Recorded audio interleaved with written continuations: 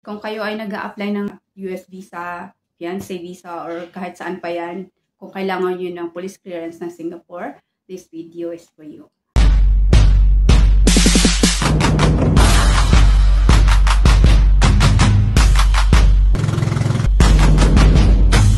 Welcome everyone to my channel, Chrissy and Joe. Ayan, to our channel. Kasi dalawa kami gumagamit dito, yung aking fiancé. So, sa aking video ngayon, for our today's video is tutorial how to get COC or Certificate of Clearance in Singapore.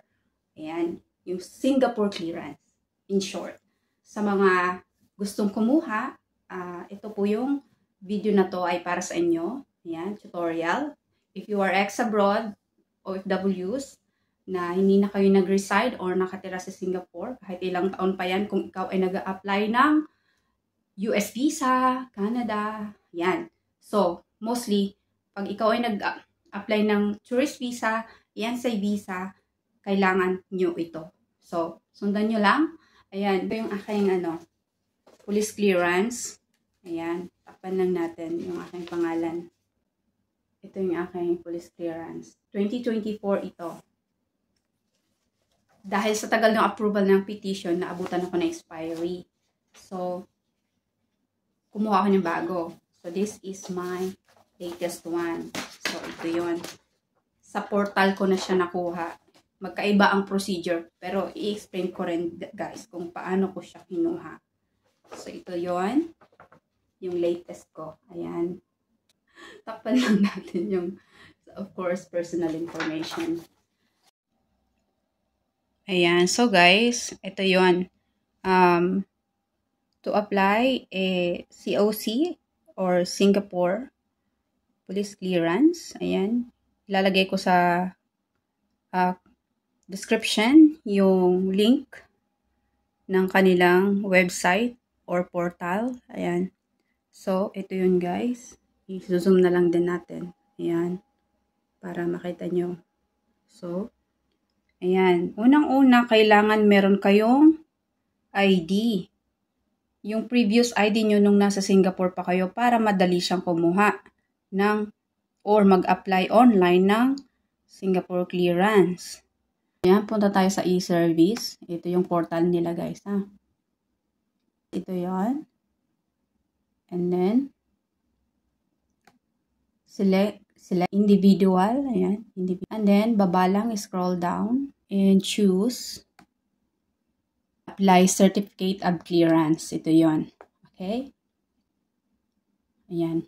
Apply certificate of clearance or COC. Ayan, paalala. Kung wala kayong PIN number, kasi ako, meron pa akong record. Kasi 2019 lang ako umalis ng Singapore. So, kung wala kayong previous ID, yung dating ID nyo, yung Singapore ID nyo, dati national ID doon, mag-request lang din kayo sa feedback ng portal na to. Meron to contact us dito. Ayan, no?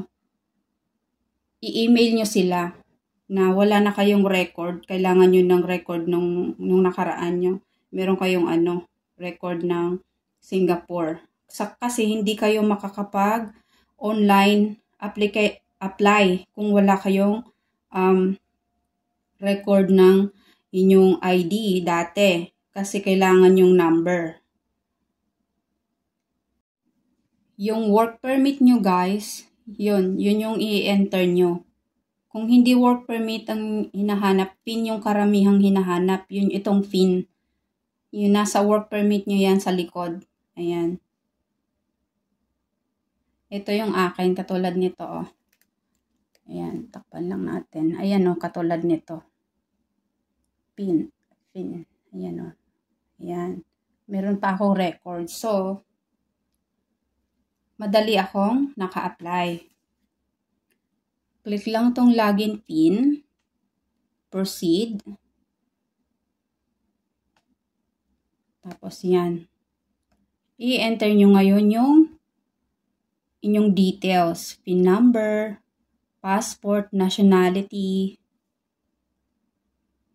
Ayan, so syempre, enter nyo yung details nyo.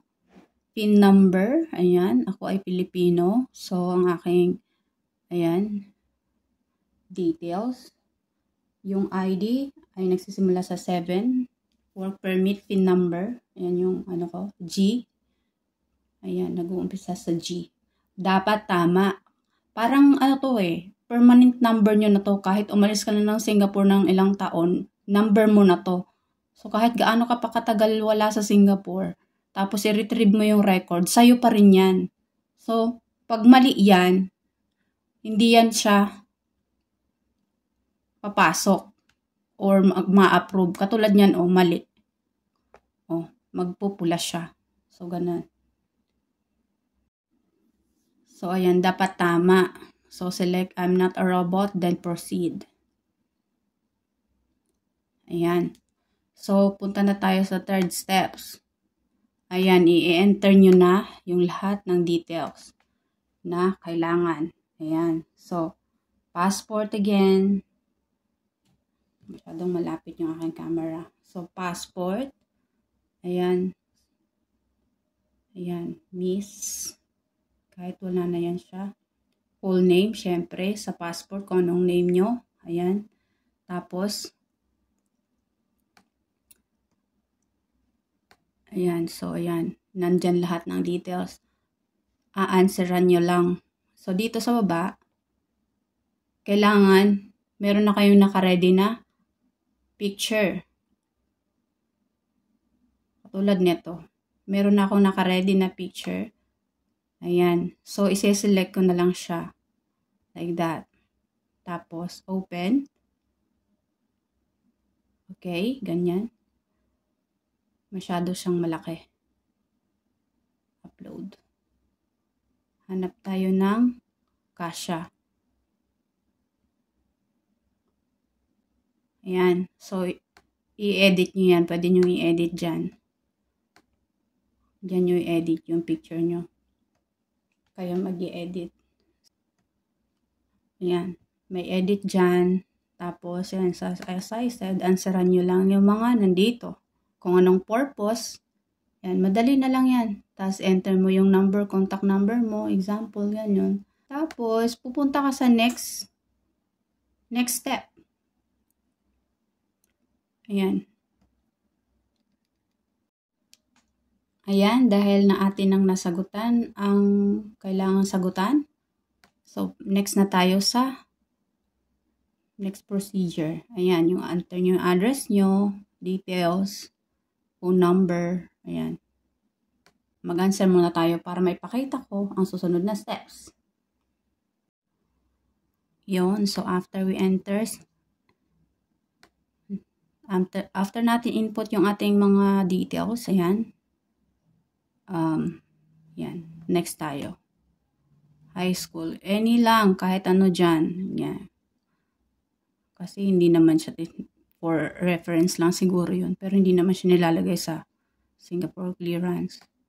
So, ayan, step 2, required. Step 3 ba yung nabanggit ko? Pang ilang page na to, pangatlo. Ayan. So, ayan. Country.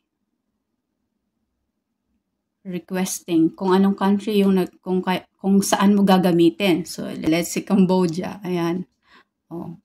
Others. Sabi na natin others. Nilagay ko sa others. Ayun, estimated date of arrival or departure. Ayan. Other purpose is like visa. Ganyan. Lagay lang yan. So, do you have any relatives?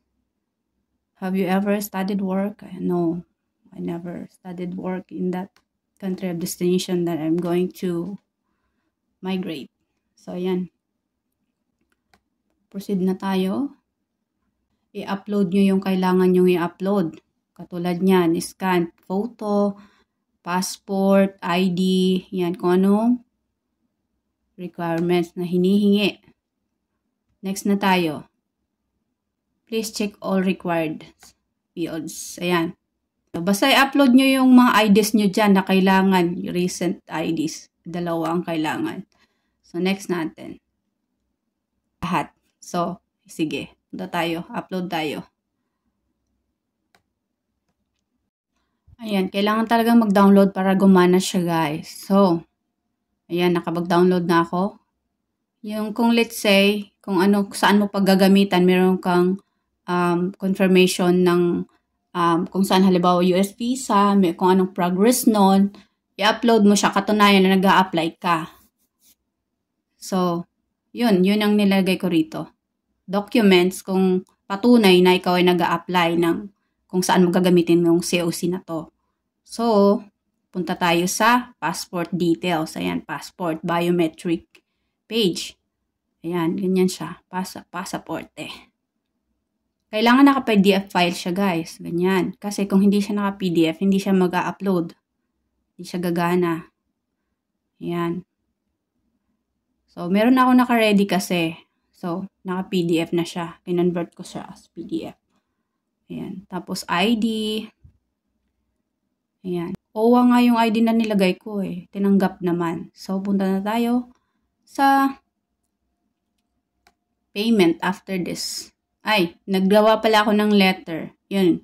Nag-note lang ako, hi, blah, blah, blah, blah. I need the COC for this K1 fiancé visa, ganon. Anything. Short description lang siya. So, ikaw na bahala maglagay dyan. So, next na tayo. Ito na yun siya. Parang review na yan siya ng mga pinilled out mo. So, yan. Yung mga example lang yan, mga nilagay ko dyan. Cambodia ang nilagay ko. Any country. Kung saan ka man nag-a-apply. Ayan. Ito yung pinilled out mo. Ayan. Na mag-a-appear dyan. I-review mo yon kung tama. Kung may mali ka, pwede kang mag-back. Previous. Ito yun, oh. Pero kung wala naman, ikaw ay mag-next. Kailangan mo palang i-check yung box dyan na ikaw ay sigurado sa inyong mga pinaglalagay dun sa application. So, ito na yung next. Payment na siya. Ayan. Ito yung mga information about how to pay like that. So, basahin nyo lang. And then next. Ayan. Payment method na siya, guys. Ayan. Enter nyo lang yung detail ng inyong bayad. Ayan. So, ang akin ay card. Credit card. Debit pala. So, 55 SGD. Okay? Dollars. Gano? Hindi ko alam kung magkano sa peso yan. So, here in Dubai, I paid 154 dirhams equivalent. More than, so almost 155 dirhams. So, na yan siya. Tapos, bibigyan kayo ng receipt, guys. Confirmation na na-receive na nila yung inyong application. And then, for approval pa yon. So, i-email nila kayo. So guys, after nyo masubmit nyo yung inyong application online, mag-i-email sa inyo yung COC or Singapore Police Headquarters or Office na na-receive na nila yung inyong application. At pagka na-receive na nila, i-email kayo ulit for approval na yon. Kung na-approve yung inyong application, at saka magbibigay sila ng instruction kung paano nyo ma-obtain yung Singapore Clearance or COC, Certificate of Clearance. So, nung nakaraang taon to 2024, yung procedure nila, isasama ko lang sa explanation, is, I don't know kung may pagkakaiba or talagang bago na nga yung procedure ngayon dahil 2025 na mas advanced na. So, ito na lang, itutuloy ko yung bagong way ng pagkuha ng COC.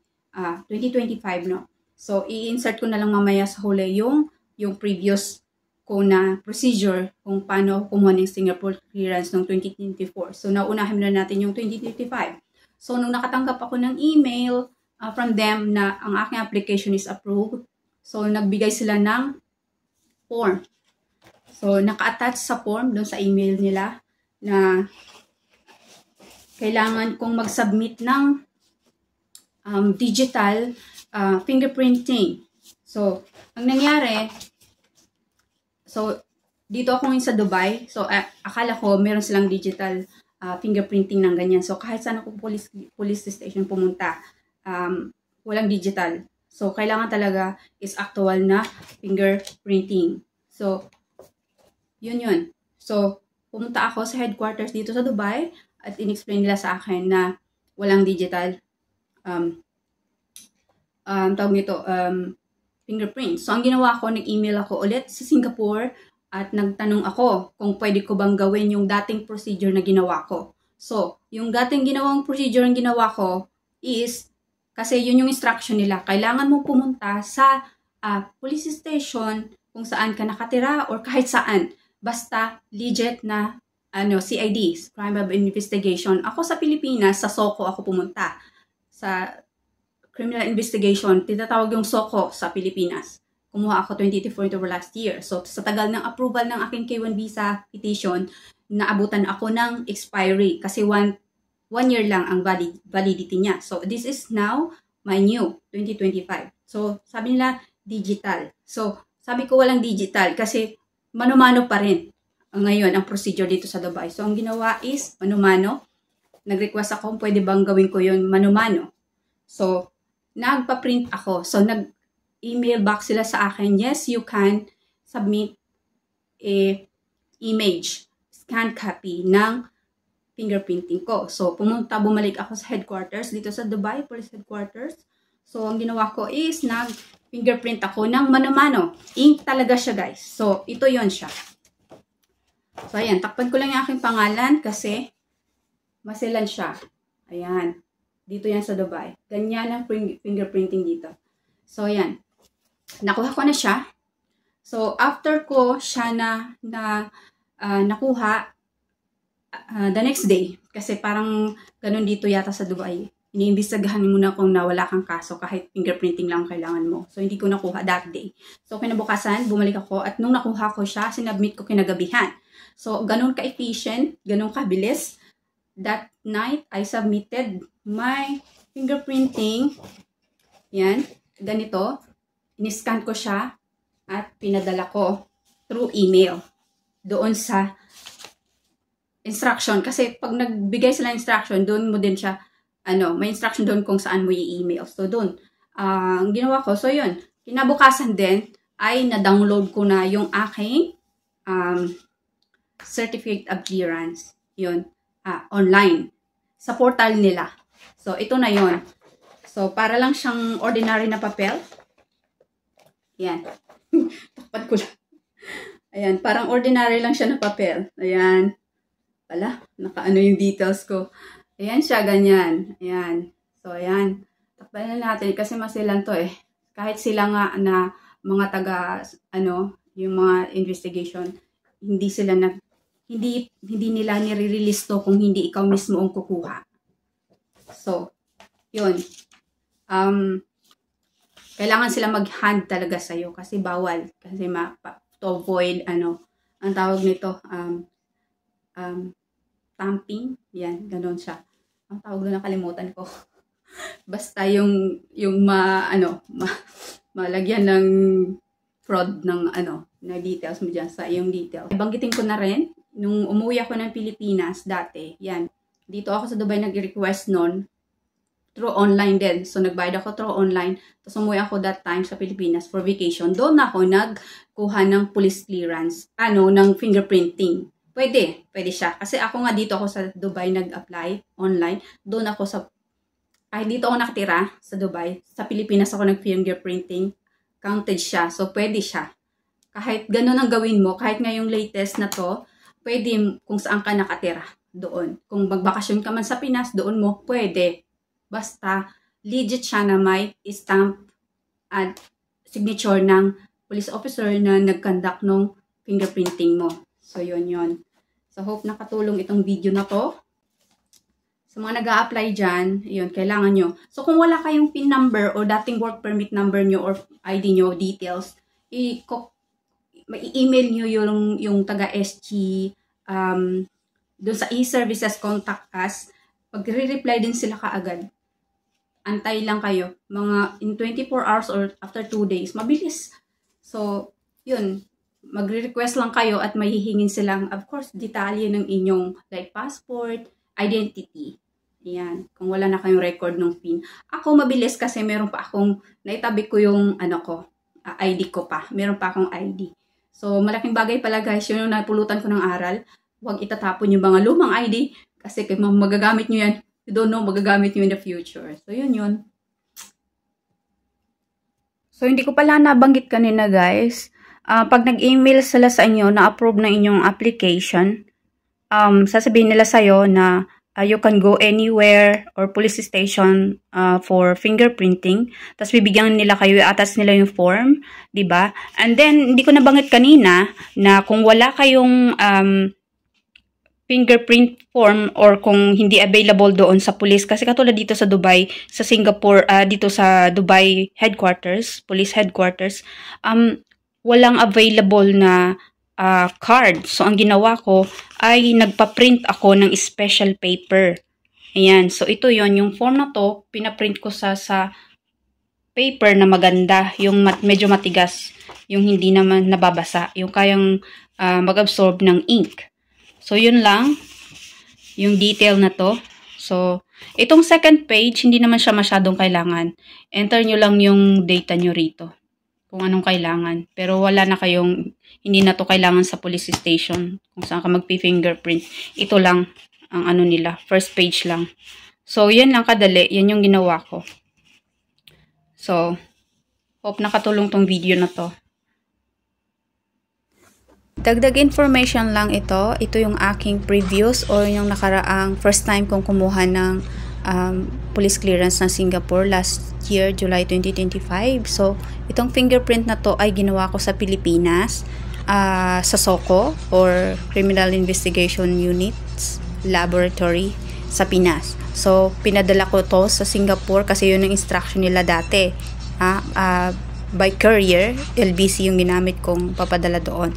Tapos, in 3 weeks, yun, sinend din nila sa akin yung card or Singapore police clearance.